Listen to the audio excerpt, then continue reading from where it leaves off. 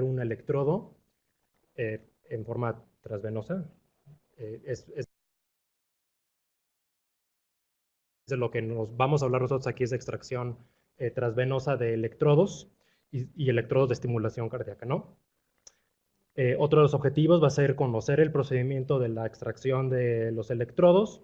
También vamos a conocer la seguridad y la eficacia del procedimiento y pues también vamos a mostrar el material que utilizamos pues, para este fin, para la extracción de electrodos de dispositivos electrónicos cardíacos implantables. Entonces, a manera de epidemiología, pues aproximadamente se extraen de 10,000 a 15,000 electrodos de dispositivos cardíacos implantables, que los vamos, de ahora en adelante, lo vamos a abreviar de esta manera.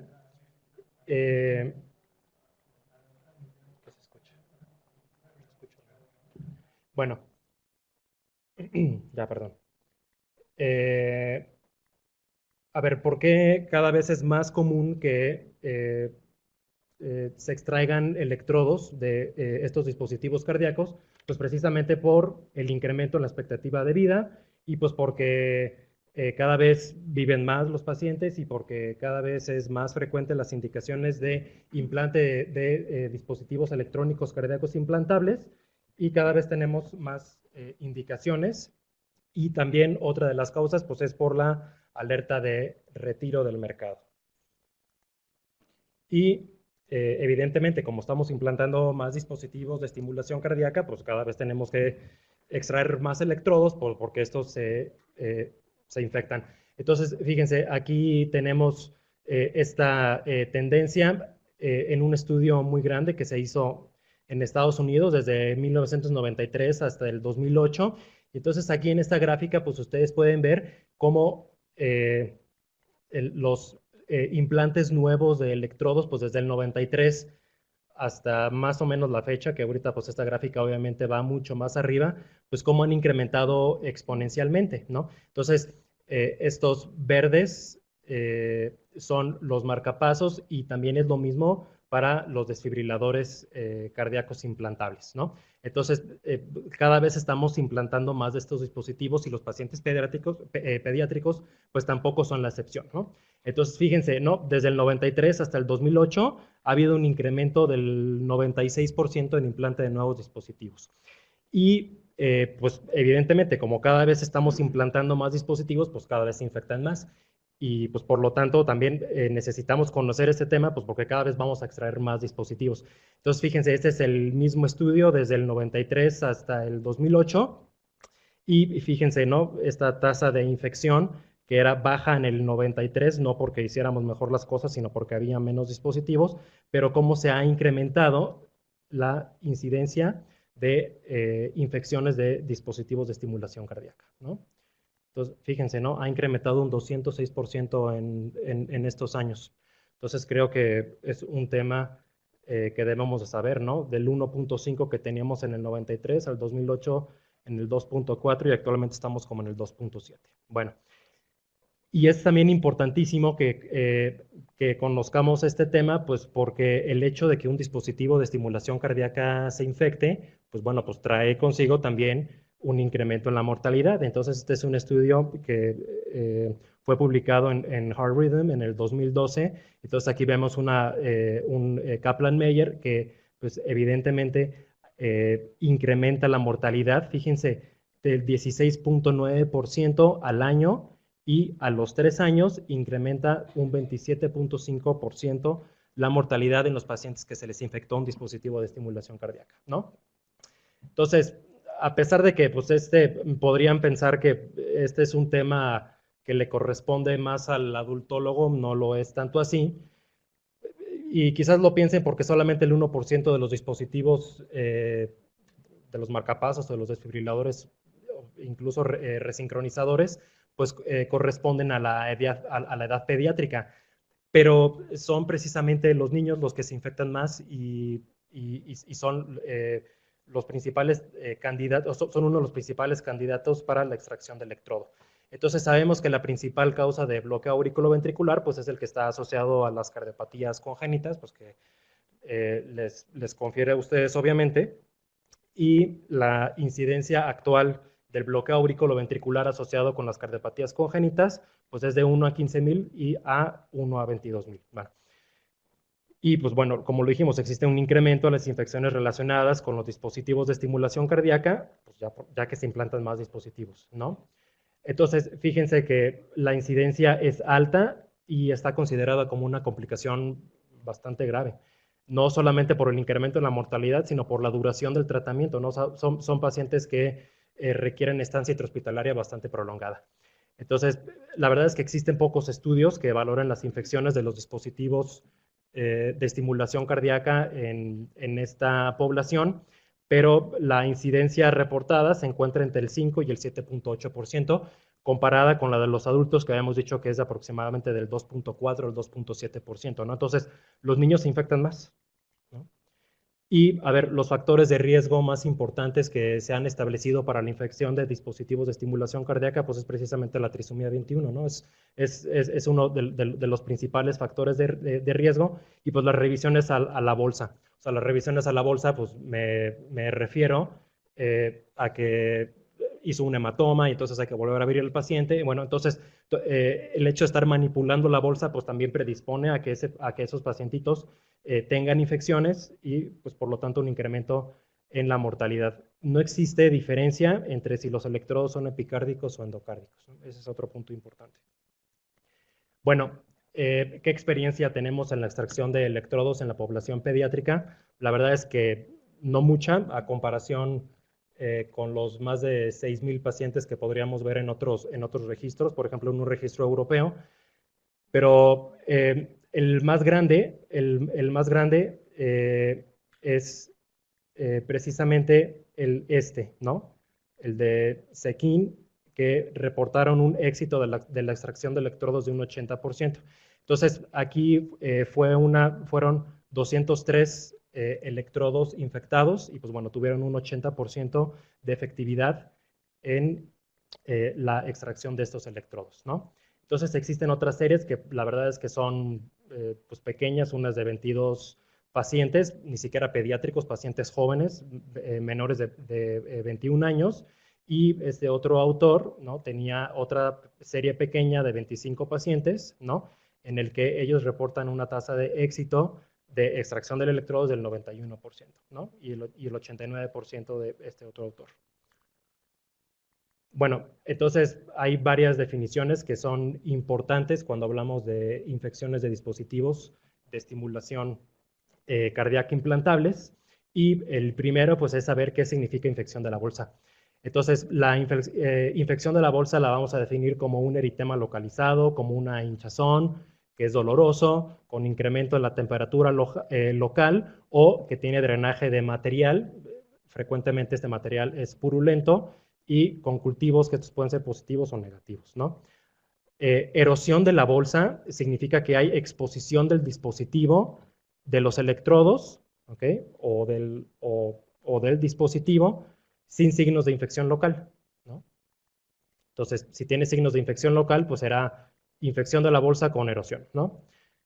Bacteriemia, pues sabemos que estos pacientes tienen hemocultivos positivos con o sin signos de infección sistémica, y la infección del electrodo es cuando encontramos una vegetación en un electrodo con hemocultivos positivos. Entonces son las principales definiciones y es importante que sepamos esto. Entonces, bueno, esto es el típico caso que nos llega, ¿no? Entonces es un paciente que en este caso pues, ¿cómo le llamaríamos a esto? Le llamaremos erosión e infección, ¿no? O sea, porque tiene drenaje de líquido purulento, ¿no? Tiene enrojecimiento, incremento de la temperatura, bueno, pues aquí no podemos ver, pero tiene enrojecida el área y pues además tiene erosión de la bolsa con exposición de los cables y del dispositivo, ¿no? Entonces, este es el típico caso que nos llega, ¿no? Y además, créanme que esto sucede bastante rápido. O sea, comienza con una pequeña erosión, y esta pequeña erosión al cabo de algunos días, créanme que ya está de ese tamaño. O sea, esto realmente progresa bastante rápido. Entonces, tenemos indicaciones para extracción de estos electrodos o del dispositivo y básicamente las dividimos en infecciosas y en no infecciosas. Entonces, las infecciosas es la principal causa de extracción de electrodos, por lo menos aquí en México. En otros países quizás es igual tanto las infecciosas como las no infecciosas, pero bueno, las indicaciones clase 1, pues es retiro completo del dispositivo y de los electrodos por endocarditis valvular, ¿ok? Con un nivel de evidencia B, ¿ok? Y la exteriorización del dispositivo cardíaco, que tenga un absceso en la bolsa, en la bolsa que contiene el dispositivo y un drenaje de material purulento y endocarditis valvular sin involucro del dispositivo y o cables de electrodos. Entonces, fíjense, todas estas son indicaciones clase 1, ¿no? Con nivel de evidencia B. Entonces, tenemos otras indicaciones como pues, la 2A, que es la bacteremia con aislamiento persistente de gram negativos, y la clase 3, o sea, los que están contraindicados, es cuando tienen una erosión superficial, es decir, que el dispositivo aún no se ha exteriorizado y que podría manejarse de otra manera, ¿no? Bueno, entonces, esto es básicamente lo que debemos de hacer cuando estamos ante la infección de un dispositivo. Esto aplica tanto para pacientes pediátricos como para pacientes adultos, ¿no? Entonces, cuando tenemos una infección de la bolsa, ya sea una infección local o una infección sistémica, que aquí tenemos la definición, que ya la dijimos, que es el eritema, el dolor, el incremento de la temperatura, es el drenaje de material purulento o la erosión de la bolsa con exposición de los electrodos y del dispositivo.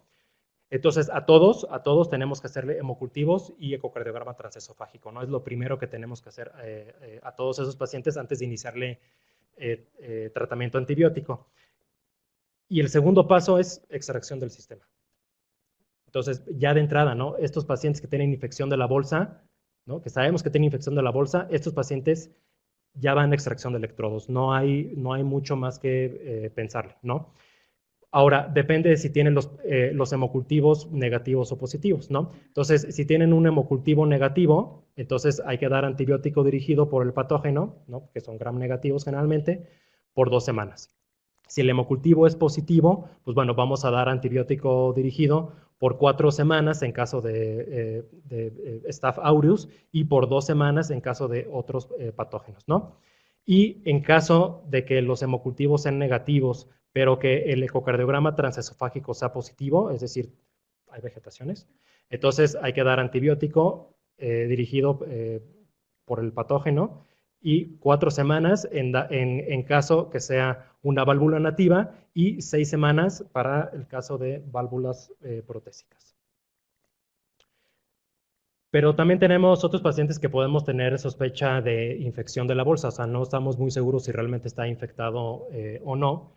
Entonces, de cualquier forma, tenemos que hacer hemocultivos y tenemos que hablarle a un experto en infecciones, es el infectólogo, y aquí depende si los hemocultivos son positivos o negativos, ¿no? Si los hemocultivos son positivos, pues ya de entrada hay que hacer un ecocardiograma transesofágico, y dependiendo de lo que estemos viendo en el ecocardiograma transesofágico es lo que vamos a hacer. Si vemos una vegetación, ¿ok?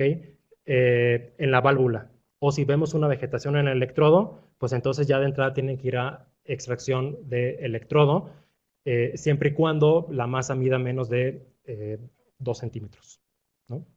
Bueno, hay que dar antibiótico de 4 a 6 semanas en el caso de una vegetación valvular. En el caso de una vegetación del electrodo, habría que dar antibiótico durante 2 o 4 semanas y ya no sirve el señalador.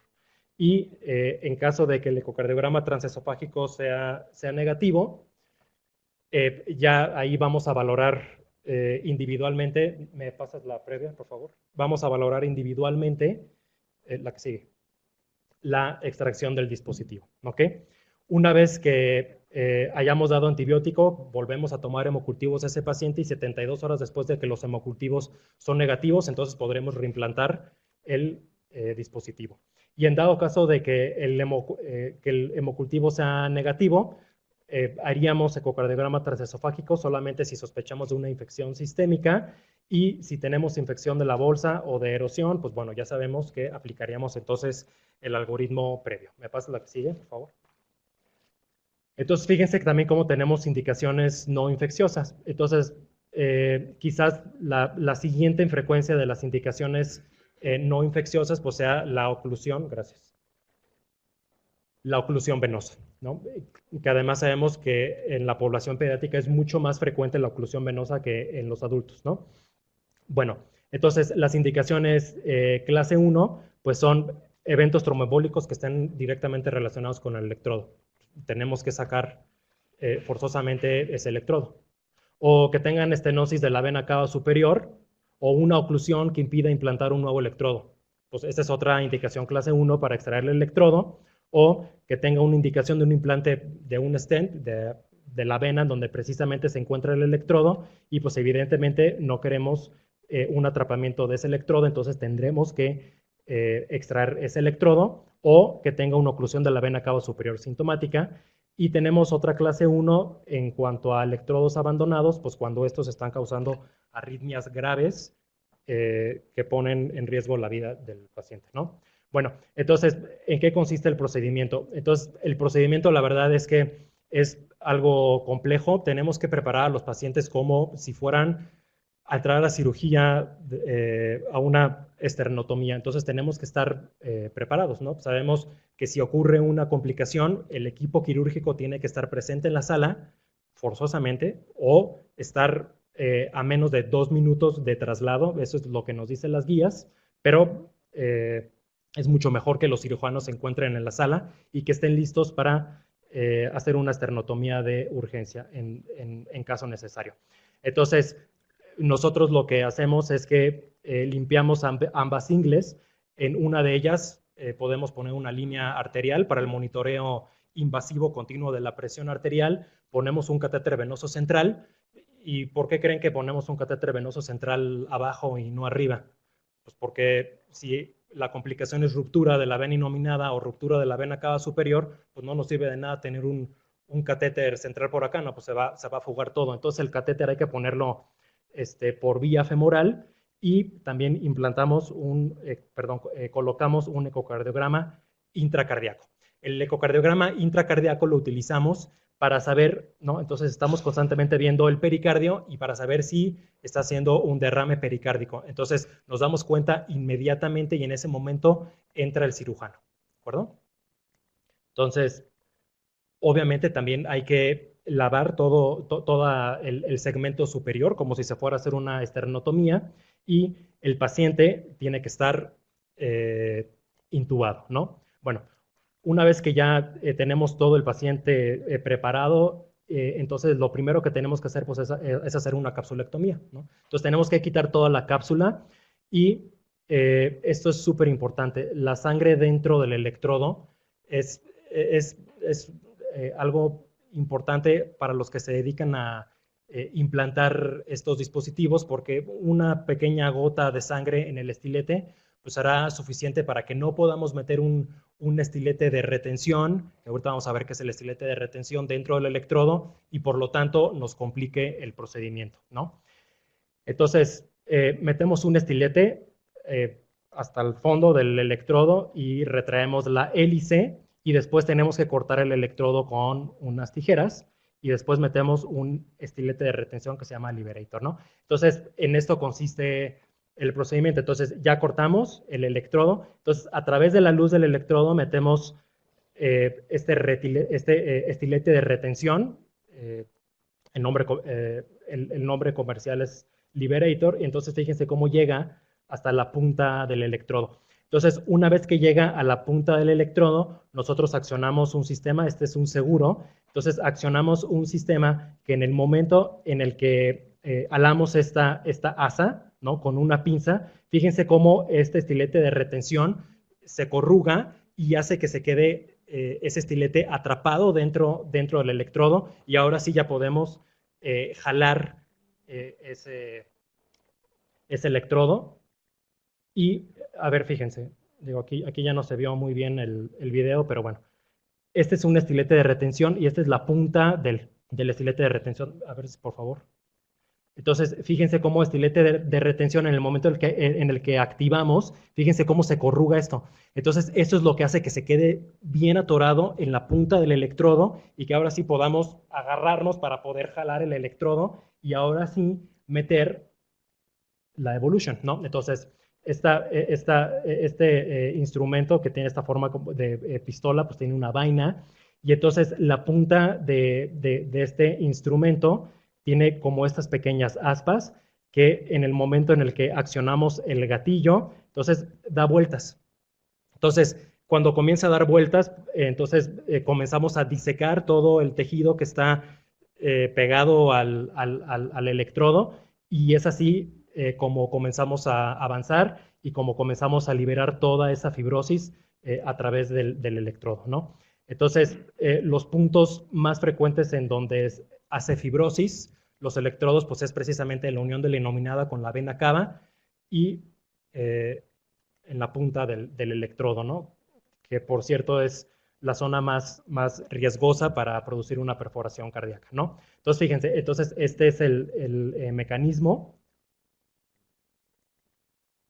Y bueno, este también se movió un poco, pero lo que les quiero mostrar es cómo gira esta como aspas o estos pequeños dientes cada vez que nosotros accionamos el dispositivo, ¿no? Entonces, fíjense, este es el procedimiento. Entonces ya aquí ya disecamos todo el cable y entonces aquí estamos pasando la evolution. Entonces fíjense cómo nos vamos abriendo camino con una vaina y vamos activando este mecanismo. Entonces vamos rompiendo toda esta fibrosis. Entonces recuerden, esta es una de las zonas más importantes y de una de las zonas más críticas en el procedimiento, ¿no? Entonces aquí vamos avanzando cada vez más y vamos rompiendo toda esta fibrosis. Fíjense cómo la vaina, si alcanzan a ver, siempre se encuentra cubriendo la punta de la evolution, ¿ok? ¿Esto qué quiere decir? No podemos no tener una vaina hasta adentro, porque si no, ahí sí tenemos riesgo inminente de perforar la vena. Entonces, aquí nos vamos abriendo. Fíjense cómo aquí ya llegamos casi al final del electrodo y fíjense cómo el electrodo está pegado también hasta la punta, ¿no? Entonces ya aquí ya estamos llegando a la punta y siempre la vaina cubriendo las aspas de la evolution, ¿no? Entonces, llega un momento en el que ya cuando logramos romper toda esta fibrosis, pues bueno, el electrodo logra liberarse, ¿ok? Y ahora sí sacamos todo el sistema. En caso de que sea una indicación no infecciosa, podríamos utilizar ese mismo acceso para introducir un nuevo electrodo, ¿no? Entonces, aquí podemos ver, lo que quiero que vean es cuando está saliendo este electrodo, pues la cantidad de fibrosis, ¿no? Fíjense, la cantidad de fibrosis que tienen estos electrodos, ¿no? Entonces, esta herramienta pues sirve precisamente para eso. Bueno, ¿y qué hay en cuanto a la seguridad y a la eficacia de este procedimiento? Pues bueno, por mucho el estudio más grande que se ha hecho, pues es el estudio Electra, que es un registro europeo, en el que se evaluaron 6.493 electrodos de 3.510 pacientes. Entonces, el 75% eran electrodo de estimulación, o sea, de marcapaso, y el 24.3% eran electrodos de desfibrilador automático implantable, ¿no? Entonces, las indicaciones, el 52% fue infecciosa y el 47% fue no infecciosa. Entonces, por eso les digo que es más o menos mitad y mitad las indicaciones tanto infecciosas como no infecciosas. Y pues aquí tenemos los resultados de este registro. Entonces, fíjense. Ahora sí ya no alcanzo a ver. Entonces, estos son los resultados. Entonces, este es el éxito. Este es el éxito en esta columna. Entonces, tenemos aquí las causas infecciosas y las causas no infecciosas. Entonces, tenemos un 96 y un 95% de éxito. O sea, es en lo que ronda el éxito de la extracción de electrodos. Y aquí tenemos las complicaciones, ¿no? Entonces, tenemos aquí las complicaciones mayores, que es del 1.7%. Estas complicaciones mayores incluyen la muerte y tenemos complicaciones relacionadas con el procedimiento en cuanto a mortalidad, ¿no? O sea, no durante el procedimiento, sino después del 0.5%, ¿no? Entonces, esta es la tabla principal de este registro. Entonces, fíjense cómo tenemos muertes del 0.3 al 0.8, ¿no? Que es bajo, ¿no? O perforación cardíaca del 0.6 al 1.2, o perforación de uno de los vasos del 0.4 al 0.9, ¿no? Entonces las complicaciones mayores pues ya están alrededor del 1 al 1.7%, ¿no? Y como conclusiones, pues tenemos que las infecciones de los dispositivos de estimulación cardíaca, pues es una complicación grave. No deben de tocarse los estiletes con guantes ensangrentados, por favor, porque eso ya nos hace casi imposible poder extraer los electrodos. No deben de cortarse los electrodos. En el momento en el que cortan los electrodos, ya en ese momento ya no es muy difícil poder extraerlos en un futuro. Y en caso de que tengan erosión de la bolsa, aunque sea esta muy pequeña, debe de extraerse el dispositivo completo, ¿no? No tenemos otra alternativa. Y antibióticos, obviamente. Y la extracción de electrodos, pues es un procedimiento seguro, aunque sabemos que tiene complicaciones graves. ¿Okay? No sé si tengan alguna pregunta.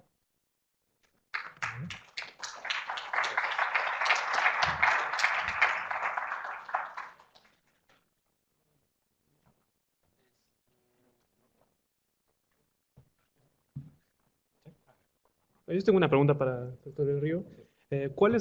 Para complementar, cuál es el riesgo de un paciente, un pediátrico con una bolsa infectada de simplemente debería limpiar la herida y dejar los electrodos o, como mencionó, cortarlos?